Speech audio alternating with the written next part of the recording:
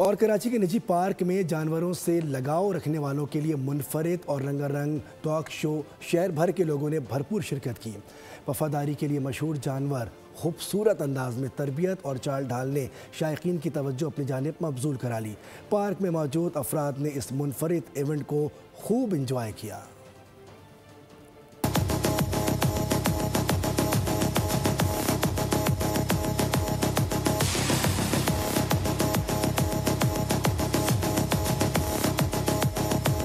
जानवरों से लगाव रखने वालों के लिए मुनफरिद और रंगारंग डॉग शो। शुरका अपने पालतू जानवरों को लेकर पहुंचे। कुत्तों के खूबसूरत अंदाज, तरबियत और चाल ढाल को शायकीन ने खूब एंजॉय किया। शो के दौरान कुत्तों की तरबियत, फर्माबरदारी और खूबसूरती को जांचा गया। मुकाबले के इख्तिताम पर नुमाया कारकर्दगी दिखाने वाले कुत्तों को इनामात और अवार्ड से भी नवाजा गया। जज स्टीफन कोक्स खुसूसी तौर पर बरतानिया से तशरीफ लाए, जिन्होंने बैनुल-अक़वामी मयार के मुताबिक फैसले किए।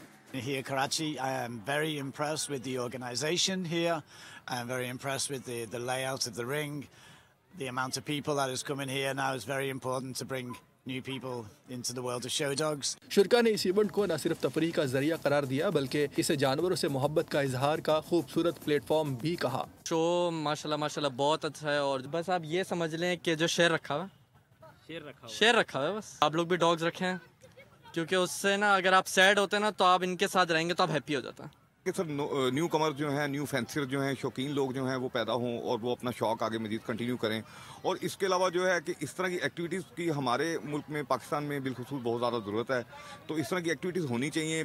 शुरका के मुताबिक डॉग शो ने इंसान और जानवर की मोहब्बत को उजागर किया। अपनी महारत और तरबियत का शानदार मुजाहिरा पेश करने के लिए यहाँ सैकड़ों डॉग्स मौजूद हैं। ऐसे मुकाबले जानवरों से मोहब्बत का शऊर उजागर करते हैं। कैमरामैन मोहम्मद यूसुफ के हमरा साद गुज्जर, बोल न्यूज़, कराची।